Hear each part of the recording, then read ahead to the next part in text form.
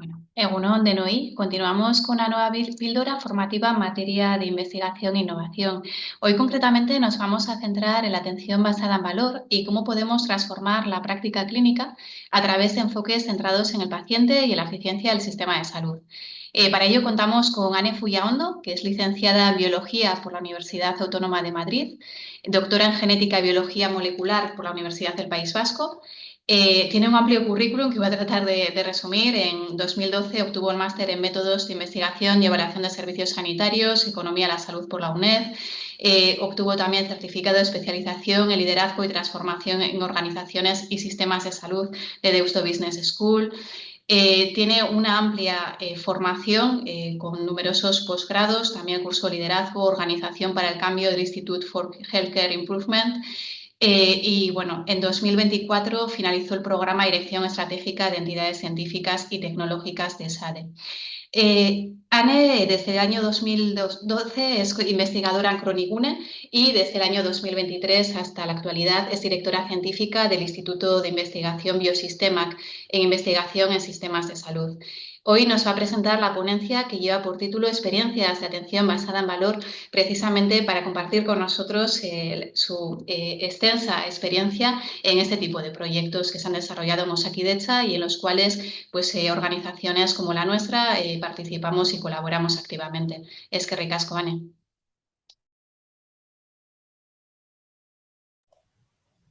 Eskerrik asko, Verónica, por la presentación. La idea de este seminario, de alguna manera, como anticipaba Verónica, es que pueda trasladaros algunas de las experiencias que tenemos en el Instituto Biosistemac, de la mano siempre de Osakidetza, por supuesto, en todo lo que tiene que ver con la atención basada en el valor.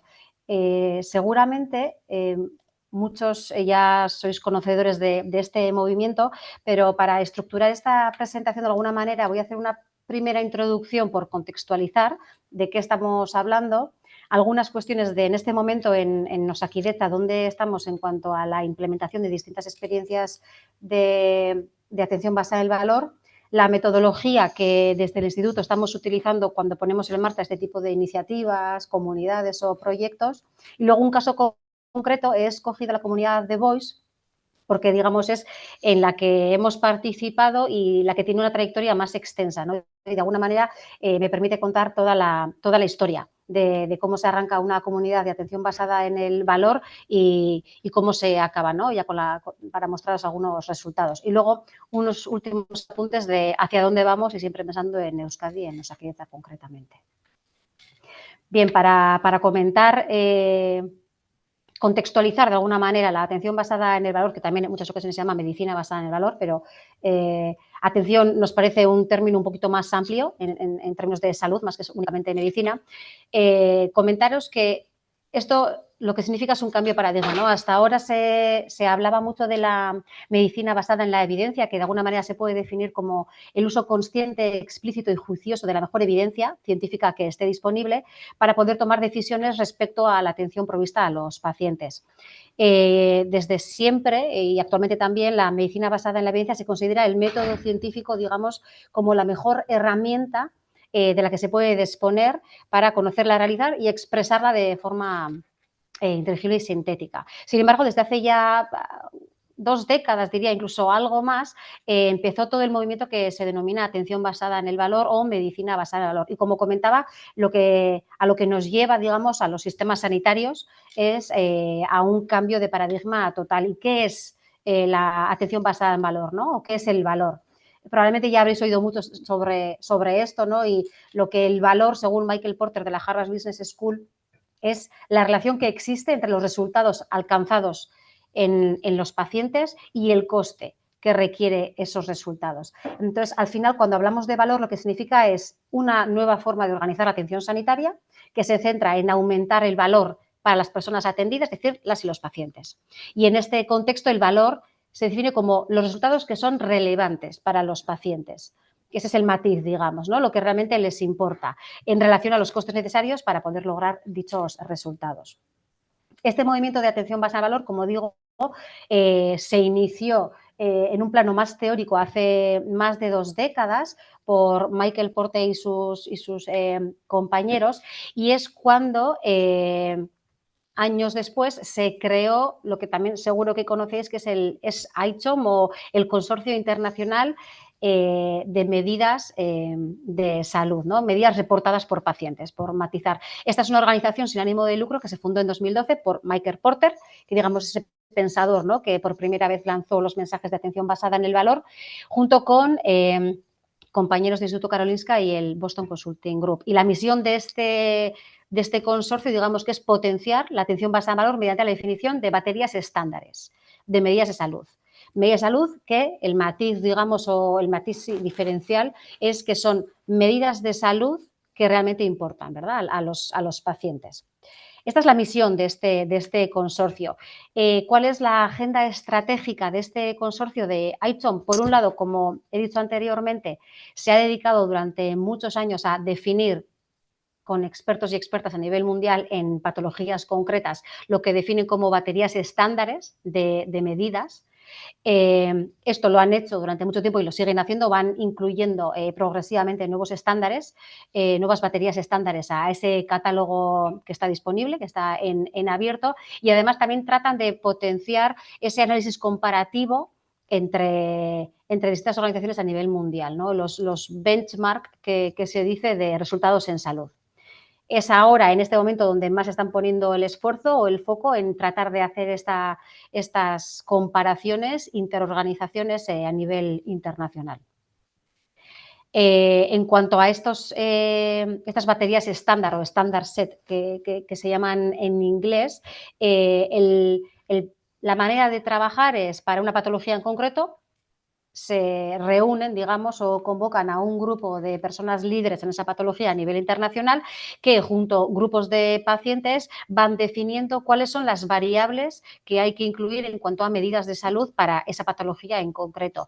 En esas baterías estándares entran tanto variables que, digamos, se recoge por la parte clínica, digamos, las variables más tradicionales, por decirlo de alguna manera, y lo que se incluyen son, lo más novedoso, digamos, de este movimiento es que se van incluyendo cuestionarios que tratan de recoger la percepción de esas personas, ¿no?, de los pacientes y de las pacientes. Actualmente existen en la página web de ICHOM, que podéis ver ahí el enlace debajo, existen 48 baterías estándar de distintas patologías y constantemente van añadiendo, y se puede ver en la propia página web cuáles están en progreso de alguna manera. Entonces, todo este movimiento de atención basada en el valor, hay mucha literatura, ¿no?, que dice en qué se basa, cómo debe ser, etcétera, y hay también literatura, pero algo menos, que lo que pretende es aterrizar este concepto en la práctica clínica, por decirlo de alguna manera. Hay una filosofía, un movimiento teórico, que es el que viene impulsado por las personas de Harvard Business School, pero sí que hay mayor dificultad, digamos, cuando esto se quiere poner en marcha, ¿no?, por ejemplo, en un Osakidetza o en un sistema de salud como puede ser el nuestro. También hay ciertos estudios o cierto análisis, cierta literatura, por decirlo de alguna manera, que trata de traducir esa parte más teórica en algo más práctico. Y este es uno de los marcos, es un marco para que pretende facilitar de alguna manera la implementación de la atención basada en el valor. Voy a intentar resumir brevemente lo que dice este marco. Son cinco dimensiones clave. Por un lado está el registro, la medición de procesos y resultados, en la parte amarilla, la comparación de resultados, que tiene que ver con la parte de benchmarking, la recompensa, de una manera basada en esos resultados obtenidos, donde tenemos la parte más de inversión y de incentivos, por supuesto la mejora constante a través de ese aprendizaje colectivo, y luego la asociación con fuerzas internas y socios externos, ¿no? Estas son las 5 dimensiones clave que de alguna manera se definen en este marco. Estas 5 dimensiones que hemos mencionado se componen, como podéis ver en la imagen, de varios elementos clave. El primer pilar, el primer elemento fundamental es la propia condición, ¿no?, de a qué tipo de patología o enfermedad nos vamos a dedicar. Entonces hay que identificar un grupo de pacientes concreto. Para ello pues, se pueden utilizar estos criterios que pueden ayudar a seleccionar esa condición. que queremos abordar desde el foco de la atención basada en el valor. Los criterios pueden ser variados, ¿no? La alta prevalencia, que acarrean un coste elevado para el sistema, incluso alta variabilidad en los tratamientos, etcétera, etcétera. El segundo punto, digamos que es la parte del potencial interno, consiste en movilizar a grupos nucleares donde también de alguna manera tenemos que involucrar a pacientes. Hay una parte fundamental que es todo lo que tiene que ver con los cuadros de mando, donde de alguna manera ahí se tiene que ir definiendo procesos, mediciones, indicadores para tanto poder analizar esas variables, esos indicadores más desde el punto de vista clínico, aquello que se percibe desde las personas, desde los y las pacientes, y luego todo lo relacionado con los costes, ¿no? Porque recordad que en el valor, digamos, el denominador es, están los costes y en el numerador tenemos toda la parte de resultados en salud. También tenemos algo a tener en cuenta, ¿no? En tanto que también queremos no solamente ver cómo como sistema de salud estamos trabajando estos temas de medicina basada en valor, también lo que interesa o lo que se potencia desde este marco más teórico es que haya ese benchmarking. Entonces, para eso tenemos que tener plataformas potentes de datos donde se pueden visualizar, capturar datos y poder visualizar lo que está ocurriendo de tal manera que favorezca o posibilite de alguna manera la comparación entre organizaciones y poder aprender de otros que de alguna manera pueden tener mejores resultados en algunos aspectos concretos. En la parte de recompensa, donde antes decíamos, está la parte de la inversión, por supuesto, implementar la atención basada en valor tiene un coste, requiere de una inversión de recursos de distintos tipos, no solamente humanos, pero también probablemente digitales o tecnológicos. Y también lo que en este marco más teórico de la atención basada en valor se promueve son los incentivos, es decir, en un futuro poder crear pagos o reembolsos, depende del tipo de sistema sanitario del que estamos hablando, condicionados a resultados percibidos también por pacientes, y esto puede estimular de alguna manera cambios conductuales a nivel de sistemas sanitarios. Tenemos, por supuesto, las comunidades de aprendizaje. La comunidad de Voice es un ejemplo claro de lo que se puede aprender en este tipo de comunidades, ¿no? Que se basa fundamentalmente en ciclos de mejora, proyectos de investigación, programas de formación, etcétera. Y, por último, tenemos las colaboraciones externas, ¿no? Que son todas esas asociaciones que de alguna manera se pueden crear entre sistemas sanitarios o entre proveedores de servicios como Osakidetza y autoridades sanitarias, aseguradoras, empresas del ámbito de salud, etcétera, etcétera. Este marco, de alguna manera, también pretende facilitar de alguna manera implementar iniciativas concretas de atención basada en el valor. Al mismo tiempo que la parte más filosófica que viene de Harvard, también ver de alguna manera esta matriz también puede resultar un poco teórica, ¿no? Entonces, lo que voy a tratar es de ir aterrizando poco a poco esto cómo se puede poner en marcha en nuestras organizaciones. Antes de entrar en la parte más metodológica, unas pinceladas de dónde estamos en Osakidetza y en qué momento, de alguna manera más corporativa, empezó a calar el mensaje de valor en Osakidetza. Ya desde el marco estratégico del Departamento de Salud del Gobierno vasco, ya hay unas líneas estratégicas que mencionan explícitamente el foco de valor, ¿no? La atención que debemos proveer a la población vasca. El plan estratégico de Osakidetza también tiene líneas concretas y objetivos concretos ligados a la atención basada en valor y luego, por supuesto, ya desde el año pasado, del 23, ya se publicó lo que es la estrategia de valor de Osakidetza, donde ahí se va aterrizando de alguna manera más el camino a recorrer con el objetivo último de que la atención basada en valor o esa perspectiva, digamos, sea parte del día a día, ¿no? Sea algo inherente al hacer de Osakidetza.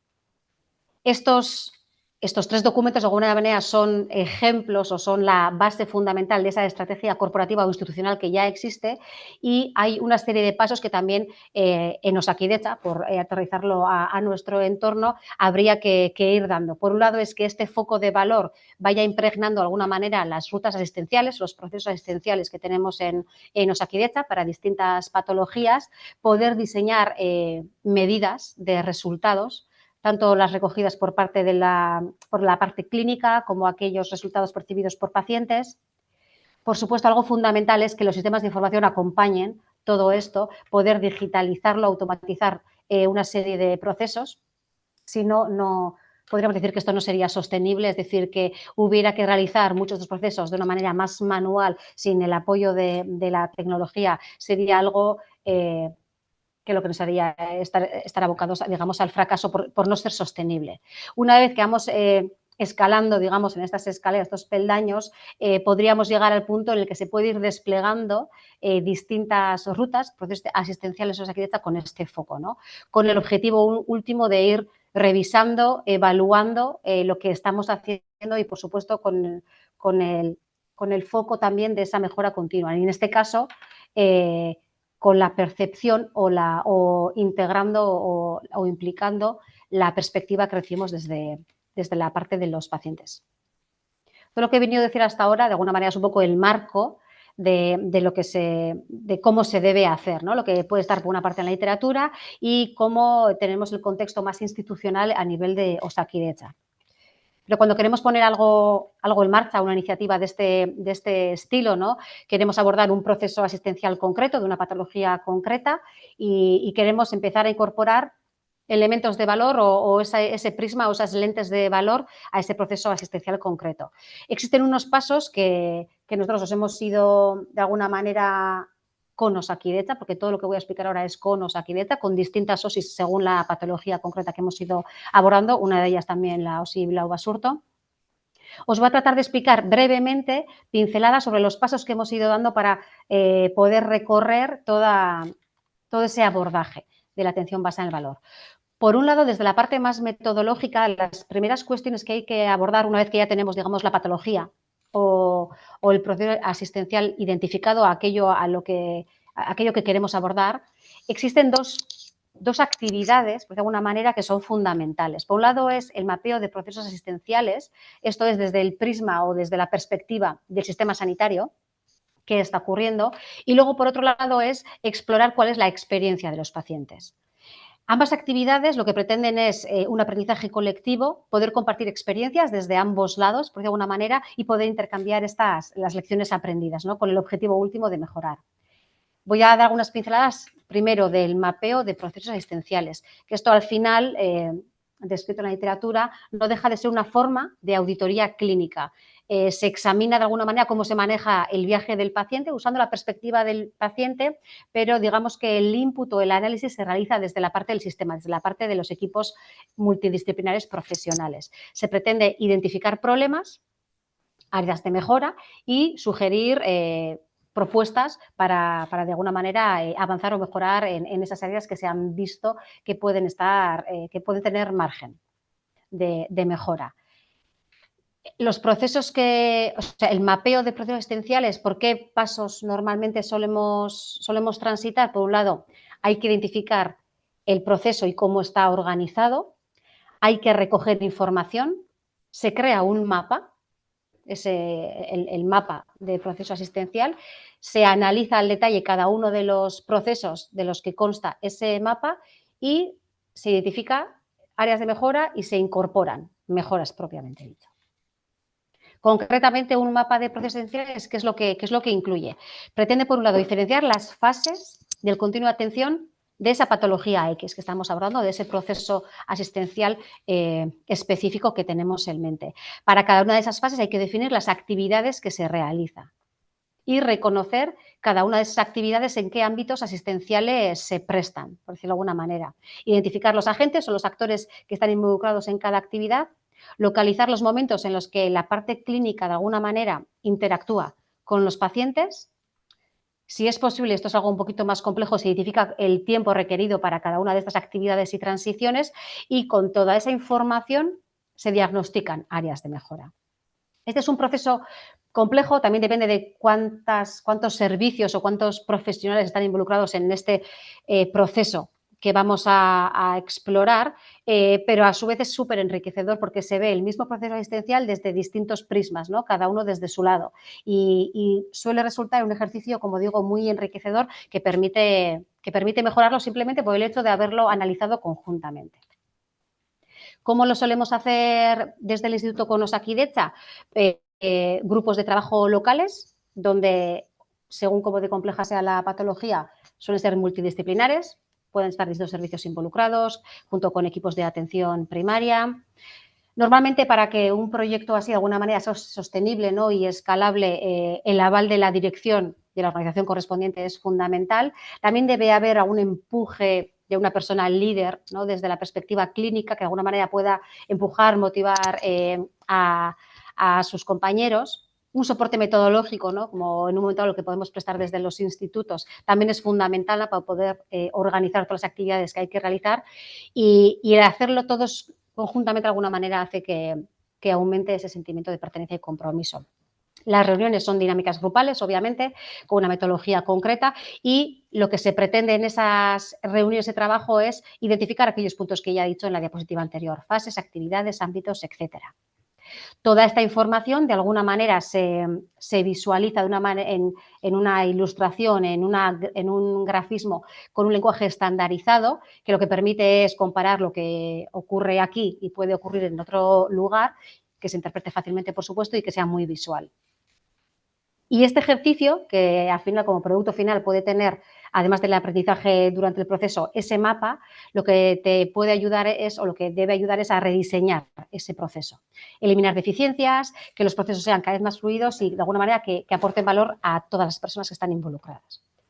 Aquí he puesto un ejemplo que no pretendo que se lea, solamente es un ejemplo que trabajamos con la OSI Israel Carterri Cruces. Fue el equipo multidisciplinar de esta OSI quien estuvo trabajando, en este caso en concreto, era el proceso basado en valor para la enfermedad inflamatoria intestinal, algo que también la OSI de Basurto está trabajando. Y digamos que es el resultado de esas reuniones grupales con el mapeo. Aquí no he puesto concretamente cuáles son las áreas de mejora que salieron, pero como os podéis imaginar, en distintos puntos de esta diapositiva, en las 4 fases que tenemos aquí, se detectaron distintos puntos de mejora y solamente con haber hecho este trabajo grupal ya se pudieron implementar cambios. Entonces, digamos que esta es la parte que hace el equipo profesional. ¿Qué ocurre cuando intentamos explorar también la experiencia del paciente? Es decir, vamos a ver qué nos dicen ellos. La experiencia del paciente al final, como digo en esta diapositiva, es un pilar de la calidad en la asistencia sanitaria fundamental, ¿no? Por supuesto, junto con la eficacia clínica y la seguridad. La experiencia del paciente al final se forma de acuerdo a la interpretación que tiene ese paciente en los encuentros e interacciones que tiene con el sistema sanitario, con lo cual se basa en los sentimientos, los juicios y los beneficios que va percibiendo a lo largo de ese tránsito. Para poder, de alguna manera, explorar esta experiencia del paciente existen múltiples metodologías, que todas ellas de alguna manera provienen del campo, como he puesto aquí, del diseño basado en la persona. Todas las metodologías son muy válidas, al final es familiarizarte con alguna de ellas y utilizarla de una manera muy práctica y fluida para poder explorar la experiencia del paciente. Concretamente desde el instituto nosotros normalmente utilizamos el mapa del viaje del paciente, el Patient Journey Map, que seguramente también habéis oído en múltiples ocasiones, que básicamente lo que pretende recoger o representar es representar el servicio de salud desde la perspectiva del paciente, de la patología concreta que estemos analizando. Se va definiendo una serie consecutiva de puntos de contacto entre paciente y sistema. Va incorporando de alguna manera tanto el recorrido físico como el emocional y va captando pues, comportamientos, sentimientos, actitudes del paciente.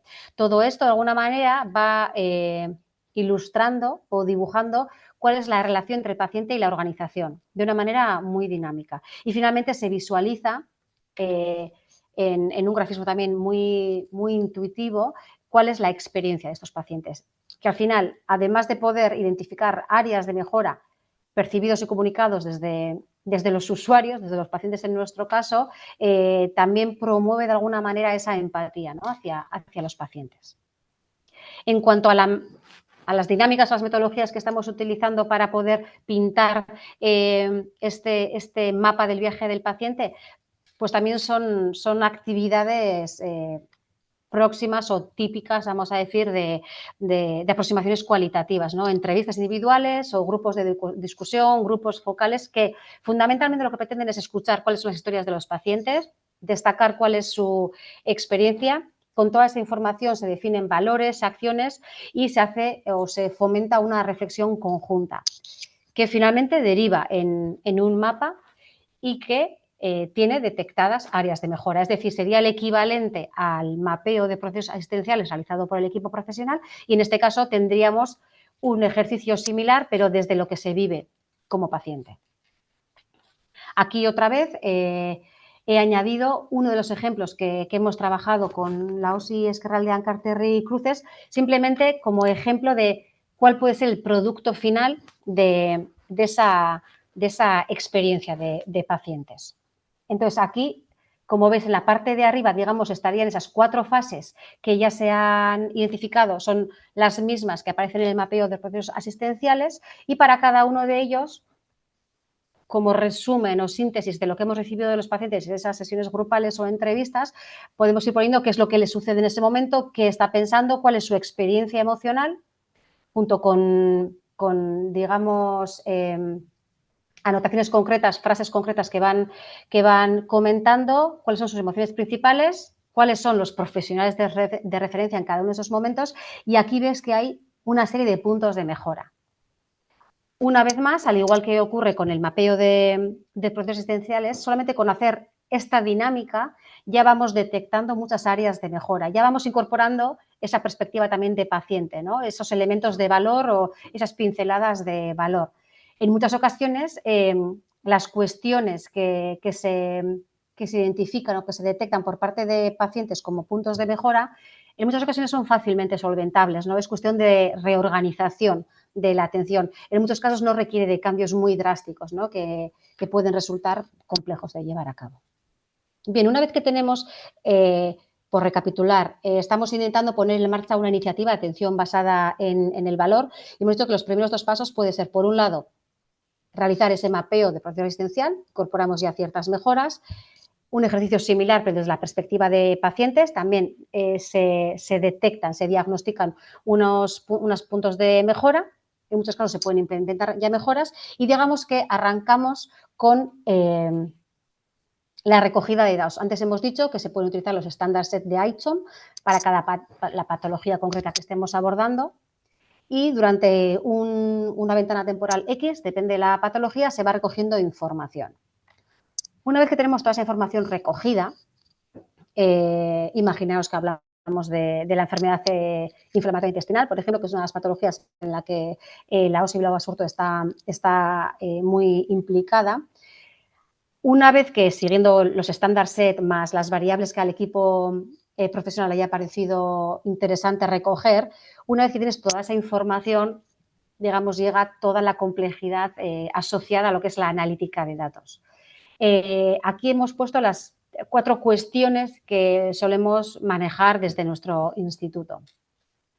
Bueno, en la parte superior pongo toda esa parte más legal, jurídica, que en muchos casos es también compleja de manejar, ¿no? Pero antes, digamos, de empezar a manejar, a manipular y a analizar datos recogidos de los pacientes y desde los sistemas de información de Osakidetza en nuestro caso, bueno, pues son cuestiones que hay que tener siempre muy, muy en mente, ¿no? Acuerdos de colaboración, acuerdos de tratamiento de datos, si hablamos de proyectos, hablamos de comités de éticas, evaluaciones de impacto de protección de datos, etcétera, etcétera. Una vez que hemos salvado, digamos, todas estas cuestiones más legales, éticas, jurídicas, y ya podemos manejar los datos que hemos recogido durante un tiempo, lo que nosotros solemos trabajar, y esto también puede variar según la patología, es, por un lado, identificar si dentro de esa población, de esos pacientes, de esa patología, desde la perspectiva clínica hace falta definir subpoblaciones o lo que denominamos arquetipos de pacientes, por si fuera de interés para luego hacer las comparaciones de una manera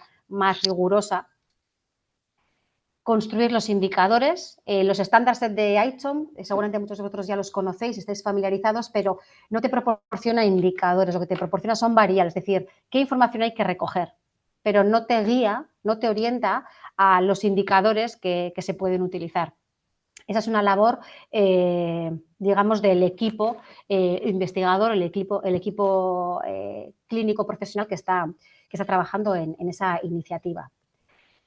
Una vez que tenemos estos indicadores, más de los PROM son las medidas o los resultados reportados por los pacientes, los CROM son jergas, son más las variables clínicas recogidas por la parte asistencial. También tenemos de alguna manera, orquestar o decidir cómo se va a realizar el análisis de costes. Este pilar también es bastante complicado, porque no siempre a nivel de sistemas de salud o sistemas sanitarios como Osakidetzas no es fácil poder acceder o tener suficiente granularidad en cuanto a los costes individuales de cada paciente. Dicho esto, en el caso de Osakidetza, de alguna manera es una organización privilegiada porque tiene información de los costes individuales de cada paciente. Se puede llegar con las aproximaciones metodológicas correspondientes a saber el coste que cada uno de nosotros como individuos, como pacientes, acarreamos al sistema. Y esto es muy potente respecto a lo que en otros sistemas sanitarios a nivel europeo se puede hacer. Y una vez que tenemos, digamos, arquetipos, indicadores y la aproximación de análisis de costes más o menos definidas, también toca de alguna manera configurar esa plataforma de benchmarking. Puede ser una plataforma de benchmarking, por ejemplo, en un caso si en Osakidetza se escalara la atención basada en el valor en una patología concreta, esta plataforma de benchmarking podría ser algo muy útil para tener pues, entre servicios, entre OSIs, etcétera, etcétera, ¿no? Ver qué está ocurriendo en las otras organizaciones y ver si se puede aprender unos de otros, digamos más intraorganización. En las comunidades, comunidades de aprendizaje, de atención basada en valor, en las que nuestro Instituto Biosistema que está involucrado, esta plataforma de benchmarking también lo que permite, como es obvio, es comparar resultados entre organizaciones a nivel europeo o a nivel estatal según cuál sea la comunidad. Y eso también favorece mucho ese aprendizaje mutuo, ¿no? El fin último que también de esas comunidades de aprendizaje, que es esa transferencia de lecciones aprendidas de alguna manera entre organizaciones. Después de esta parte más teórica, espero que no haya sido muy aburrida. Os voy a hablar concretamente, nosotros estamos en distintos proyectos de atención basada en el valor, en tanto que es una de nuestras líneas de investigación en el instituto, pero sí que quería traer la experiencia de la comunidad de Voice, porque es la que tiene mayor trayectoria en aquellas comunidades o proyectos en los que hemos estado nosotros desde el instituto y de alguna manera me permite contar una historia completa, ¿no? Desde cómo empezó Objetivos hasta los resultados que hemos obtenido. Entonces, la siguiente diapositiva os voy a contar un poquitín qué es la comunidad de Voice. Bien, esta comunidad de Voice es una comunidad que arrancó ya hace unos años, en 2018 concretamente, que lo que pretendía a una serie de organizaciones sanitarias que se unieron para poder comparar resultados en salud y mejorar la prestación de la atención. Concretamente, en cáncer de mama y cáncer de pulmón.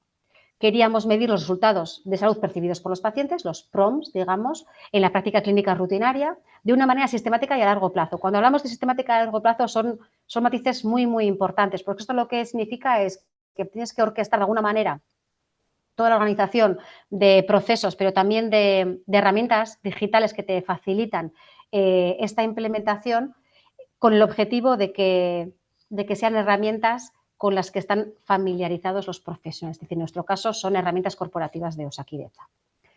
Y aquí también es a veces la dificultad, ¿no? de poder organizar estos procesos asistenciales tirando siempre para proyectos de investigación, tirando de instrumentos corporativos, ¿no? que a veces son difíciles de adaptar, al menos en las ventanas temporales de los proyectos. Por supuesto, en Voice queríamos incluir la perspectiva de pacientes en la toma de decisiones clínicas, compartir las mejores prácticas entre organizaciones, por supuesto, no en tanto que éramos una comunidad de aprendizaje e impulsar, como cualquier otro proyecto de investigación, la generación o la producción de nuevo conocimiento. Las organizaciones que han participado o están participando ya, porque estamos en la última parte, son las que veis aquí, ¿no? Hay distintas organizaciones a nivel europeo y a nivel de Osakidetza participaron desde un primer momento la OSI Ezkerraldean Kartere Cruces y Donostialdea. Y aquí tenéis otras organizaciones que participaron.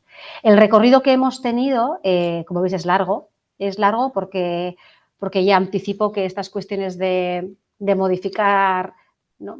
procesos asistenciales, incorporando valor, requiriendo de alguna manera instrumentos tecnológicos, análisis, con la incorporación de análisis de costes, etcétera, lleva tiempo. Es verdad que una vez que tienes cierta experiencia o que el sistema sanitario, en nuestro caso Osakidetza, va adquiriendo experiencia, las futuras iniciativas van más fluidas.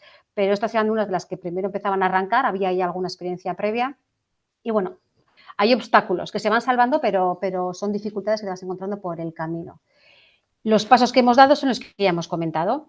En primero, esto se hace a nivel de las organizaciones que participan en VOICE, esas 8 organizaciones que participaban, se crean equipos locales de las patologías concretas, esos equipos multidisciplinares, se realiza el mapeo del proceso asistencial, exploración de experiencia de pacientes, se recoge una serie de datos que ahora muy brevemente comento, se pone en marcha toda la maquinaria, digamos, para la analítica de datos, realizamos ese benchmarking, esa comparación entre organizaciones y, con fin último, claro, es mejorar esas rutas asistenciales, esos procesos asistenciales.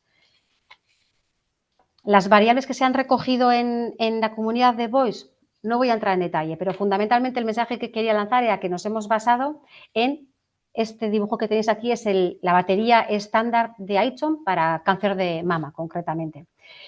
Y aquí tenemos una serie de cuestionarios, etcétera, que ICHOM o el grupo de expertos de ICHOM para cáncer de mama sugieren.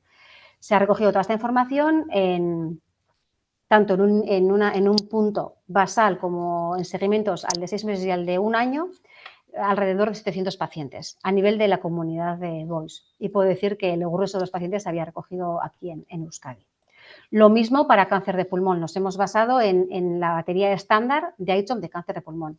Una vez más, aquí te podéis tener, bueno, pues veis algunas pinceladas de las variables clínicas que se recogen y los cuestionarios PROMS, digamos, que se han recogido, todos recomendados por el consorcio de ICHOM. Lo mismo, datos basales, y en este caso seguimiento al de 6 meses, por haber mayor mortalidad, no hay un seguimiento más extenso, y en este caso el tamaño muestral ha sido menor, hay algo más de 300 pacientes. Entonces, tenemos ya las variables. Esto fue durante un tiempo, se estuvo recogiendo esta información. Obviamente, en el ínterin ocurrió la pandemia, con lo cual ahí también hubo que salvar dificultades. Pero bueno, se consiguió recoger mucha información. Se construyeron todos los indicadores. Como digo, ICHOM, en los estándares de esas baterías, vais a encontrar que son variables, lo que sugiere que se recoja. Luego hay una labor de construir indicadores.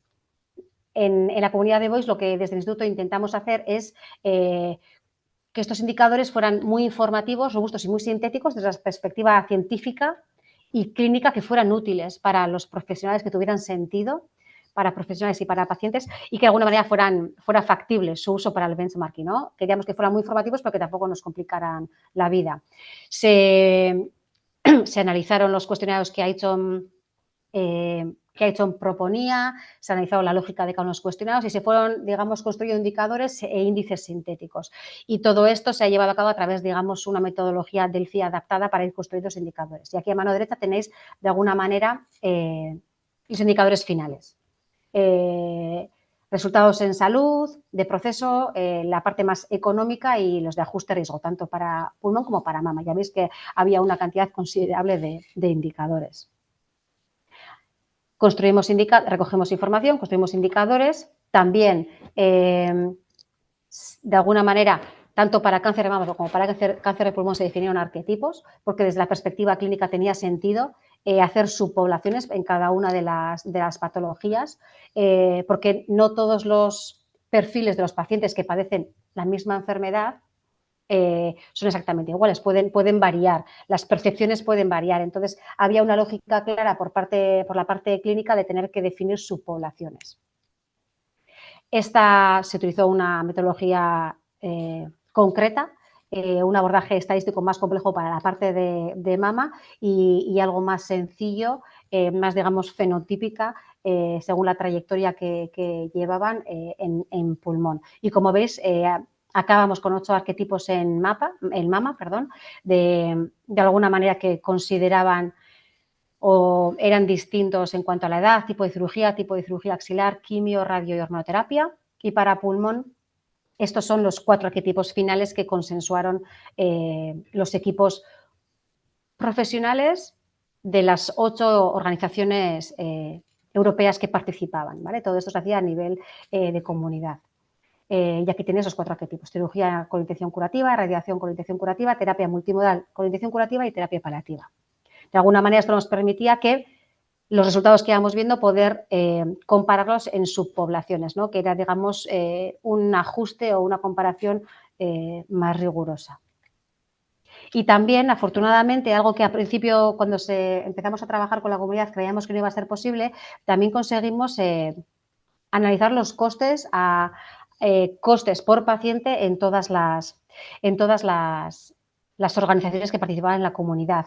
Creíamos que esto no iba a ser posible porque, como os imagináis, los sistemas de contabilidad de cada organización varían mucho y no sabíamos el nivel de granularidad que íbamos a tener en cuanto a costes en cada una de las organizaciones. Pero bueno, finalmente pudimos abordar el análisis de costes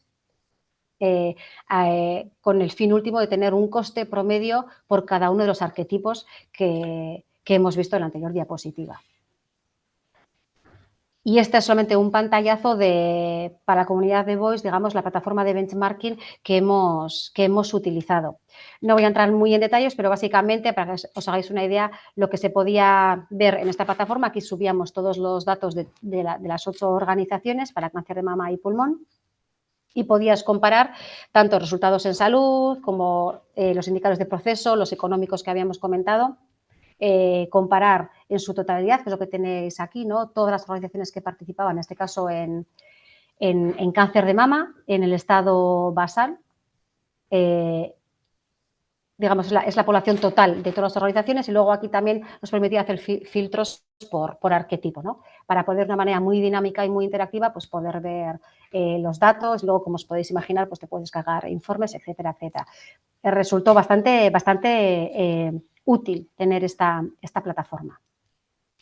Y a nivel de resultados no me voy a centrar porque hay mucho dato y hay mucha explotación de información, se pueden hacer muchísimas cosas, pero efectivamente se vieron diferencias en cuanto a, esto es solamente una pincelada de los resultados reportados por los pacientes en cáncer de mama en concreto, ¿no? Y es verdad que entre arquetipos había diferencias significativas en muchas de las esferas.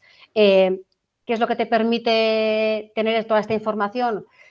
Poder incidir en algunas cuestiones, en algunos arquetipos de pacientes que en otros no harías. Por ejemplo, si hay una parte, en este caso concreto, ¿no? Pues no lo sé, de imagen corporal, que hay algunos arquetipos que, en este caso cáncer de mama, ¿no? Mujeres de arquetipos concretos que de alguna manera muestran peores valores en la percepción que ellas tienen de su imagen corporal, lo que te permite es poder, de alguna manera, darle un apoyo adicional en esa dimensión, en esa esfera. Por ejemplo, derivaciones a los servicios de psicología o oncopsicología. Sabemos que los cuellos de botella luego pueden estar con la disponibilidad de los recursos, ¿no? Pero digamos que esta información lo que te permite es dar una atención más personalizada de acuerdo a las percepciones que tienen los y las pacientes. Hay una serie de artículos que hemos publicado, están a vuestra disposición. Cualquier otra información concreta que queráis saber de resultados concretos, a vuestra disposición, pero no me quería entretener demasiado en resultados porque creo que tampoco era el foco de la charla. Y por último, en Voice, ¿dónde estamos actualmente?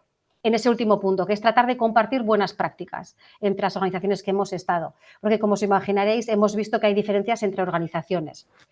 Cáncer de mama, mujeres del mismo arquetipo tienen distintos resultados en distintas dimensiones entre organizaciones.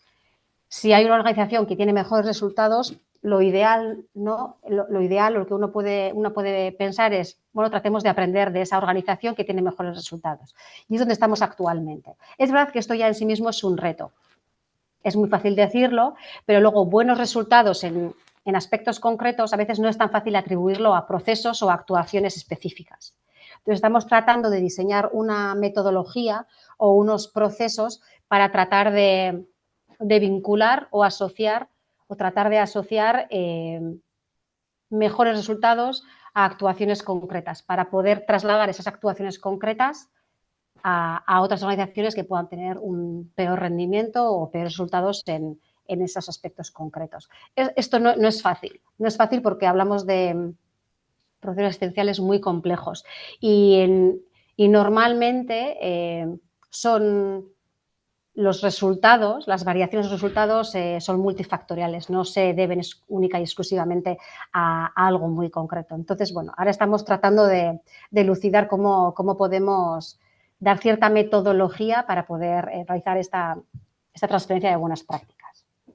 Y ya para finalizar la charla, una vez que he tratado de contextualizar, dar cierta metodología y un caso, bueno, que tiene cierta trayectoria como la comunidad de Voice, para concluir hacia dónde vamos, ¿no? Y trataría de aterrizarlo aquí en Osakidetza, ¿no? Lo que estamos viendo es que, por un lado, existen esas estrategias corporativas, estrategia de valor, pero también, digamos, el marco estratégico del Departamento de Salud, la estrategia de Osakidetza, que ya apuntan a que tenemos que empezar a incorporar el valor o ese prisma a las actuaciones existenciales. Digamos, este paraguas de alguna manera existe, ¿no? Que, bueno, nos marca un poco hacia dónde tenemos que ir. No es suficiente, pero es imprescindible. Existen muchísimas iniciativas y proyectos que son algunos más pequeños, otros más grandes, algunos se van escalando, otros menos. Existe ese, digamos, ese sustrato, ese caldo de cultivo que va generando conocimiento en este área de atención basada en el valor en distintas organizaciones de Osakidetza.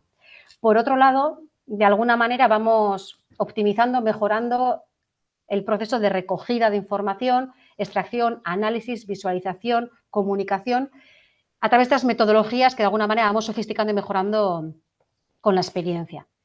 Y todo esto, ¿en qué se traduce? De alguna manera, pues que a nivel de organización se va generando esa cultura de tratar de hacer ese cambio de paradigma, ¿no? hacia esa atención basada en valores. Es algo muy complejo y que requiere de muchos años, pero es verdad que vamos teniendo los ingredientes necesarios para que esto pueda ocurrir. Y ya mi última diapositiva es tratar de poneros, seguramente se me ha olvidado, solamente son ejemplos de todas aquellas patologías con las que grupos profesionales de Osakidetza han ido implantando, han ido testando iniciativas, proyectos más o menos grandes en distintas patologías. Yo creo que la OSI Escaraldea Cruces fue un poco pionera, arrancando con todo lo que tiene que ver con atención basada en valor, y luego esa experiencia de alguna manera se ha ido contagiando en el mejor de los sentidos a otras organizaciones, y son muchas las patologías que se están tratando. Y lo que desde la estrategia corporativa de Osakidetza, o lo que la estrategia corporativa de Osakidetza pretende, es que se prioricen algunas de estas iniciativas de acuerdo a distintos criterios para que de alguna manera se escalen a todo Osakidetza. Es decir, que esa iniciativa que fue muy exitosa en la OSI Bilbao Basurto por ejemplo, de la enfermedad inflamatoria intestinal, no solamente se acote a esa OSI, sino que se haga en todo Osakidetza, ¿no? por cuestiones obvias como la equidad, por ejemplo. Y entonces escalado a nivel corporativo es algo en lo que desde Osakidetza, servicios centrales, se está tratando de articular.